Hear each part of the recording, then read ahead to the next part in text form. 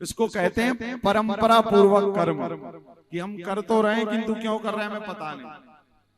और एक होता है ज्ञान पूर्वक। तो आज कन्हैया ने नंद बाबा और ब्रजवासियों को यही बताया कि बाबा आप सब इंद्र का पूजन क्यों कर रहे हैं? बोले हमारे पूर्वज करते थे। कन्हैया ने कहा यदि नहीं करोगे तो क्या होगा? बोले पानी नहीं गिरेगा। बाबा ने कही पूरे ब्रजवासी इंद्र का पूजन नहीं करते किंतु पानी तो भी गिरता। नंद बाबा कहे भैया कन्हैया इंद्र नाराज हो जाएगा। कन्हैया कहे इंद्र कोई नाराज महाराज नहीं होगा बाबा, यदि पानी प्रकृति का स्वभाव है, पानी गिरेगा घास उगेगी, गाय घास खाएंगी। और किसी के खेत, पानी तो सबके खेत में बराबर गिरता है किंतु किसी के घर पे ज्यादा धन धान्य आता है, किसी के घर पे कम आता है। तो कन्हैया कहे किसी के घर पे ज्यादा किसी के घर पे कम आ रहा है, इंद्र के कारण नहीं, ये व्यक्ति के अपने स्वकर्म के कारण आता है। जैसा हमारा आपका कर्म होगा ना, बस वैसे ही आपको घाटा फायदा होता रहेगा। यहाँ पर गोस्वामी जी रामचरितमानस में लिख रहे हैं, इसी कारण जीवन में एक बात याद रखिएगा, कोई किसी को ना तो सुख दे सकता है, कोई किसी को ना तो दुख दे सकता है। ये सब बेकार की बातें हैं। लोग शिकायत करते हैं कि हम तुम्हारे कारण दुखी हो गए, बिल्कुल गलत बात है। ना तो कोई किसी के कारण सुखी होता है, ना कोई किसी के कारण दुखी होता है। तो फिर क्या होता है? बोले निज कृत कर्म भोग सब भ्राता। यहाँ पर ठाकुर जी ने ब्रजवासियों से बहुत अच्छी बात कही। क्या कहा है? कर्मैव गुरुरीश्वरः। समझिएगा ये बात, क्या कहे? कर्मैव, व्यक्ति का कर्म ही उसका गुरु है और व्यक्ति का कर्म ही उसका ईश्वर है।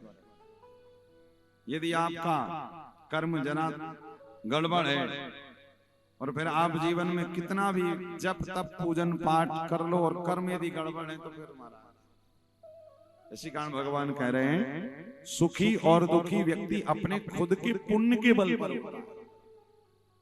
स्वल्प मते पुण्यवताम, जीवन में याद रखिए यदि पुण्य कम है ना, फिर आप कितनी घंटी बजा कर जय जगदीश हरे कर लो, खूब शंकर जी पे जल चढ़ाओ और दरवाजे पे आने वाले को 2 रोटी के लिए भी ना पूछो, फिर क्या मतलब?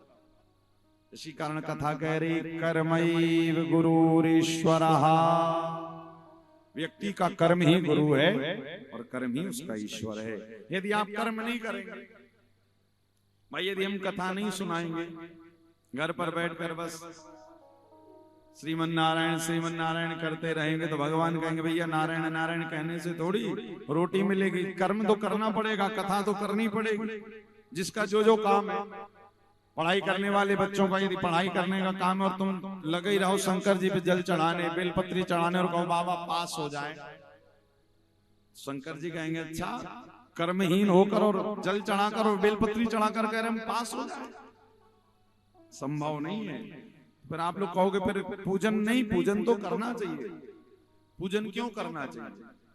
शास्त्र कह रहे हैं पूजन करने से व्यक्ति के विचारों में, व्यक्ति की बुद्धि में पवित्रता आती है, शुद्धता आती है।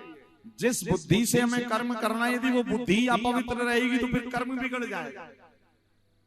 तो बुद्धि में प्रेरणा तो ईश्वर ही देते हैं, कर्म करने के लिए प्रेरणा भी भगवान देते। इसी कारण प्रातः काल जब हम उठे, हमारे यहाँ शास्त्रों में लिखा है 5 देवताओं का पूजन हर एक सनातनी को करना है।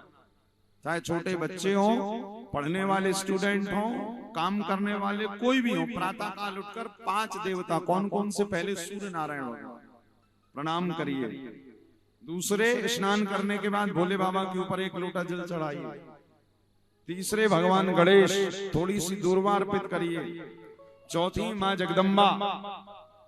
इसी कारण साल में 4 नवरात्रियां आती हैं, 2 गुप्त 2 प्रकट, और 5वें भगवान श्री आदि नारायण। 12 अक्षर मंत्र सबको याद होना चाहिए, नमो भगवते वासुदेवाय। इन 5 देवताओं का पूजन करने के बाद ही आप घर से निकलिए, आप देखेंगे आपके कर्म भी धीरे धीरे स्वतः अपने आप बढ़िया हो जाएगा। तो यहाँ पर भगवान ने सारे ब्रजवासियों से कहा, ब्रजवासियों इंद्र पानी नहीं गिराता है, व्यक्ति का कर्म ही उसको घाटा फायदा पहुंचाता है। इसी कारण हाँ, भगवान के नाम पर यदि पूजन करना तो फिर इंद्र भगवान नहीं है, इंद्र को स्वयं भगवान बनाते। अच्छा तो कौन से भगवान? तो कहा हमारे ब्रज में एक ही प्रत्यक्ष भगवान है जिनका नाम है श्री गोवर्धन। सारे ब्रजवासियों को लेकर कन्हैया कहाँ जा रहे हैं? श्री गोवर्धन। अब देखिए भगवान ब्रजवासियों को, ब्रज के ग्वाल वालाओं को क्या कहकर लेकर गए थे कि भैया वृंदावन में जो श्री गोवर्धन नाथ भगवान है वो सच्ची के भगवान है। तो ठाकुर जी के मित्र हैं भगवान के, कहें तो बेस्ट फ्रेंड है। कौन? जिनका नाम है श्री दामा। श्री दामा ने कही कन्हैया तुम बड़ी लंबी लंबी छोड़ने लगे हो आजकल। क्यों भैया क्या हुआ?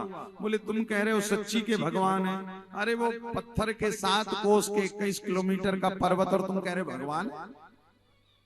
भगवान कह रहे श्री दामा चल कर देख लेना वो सच्ची का भगवान।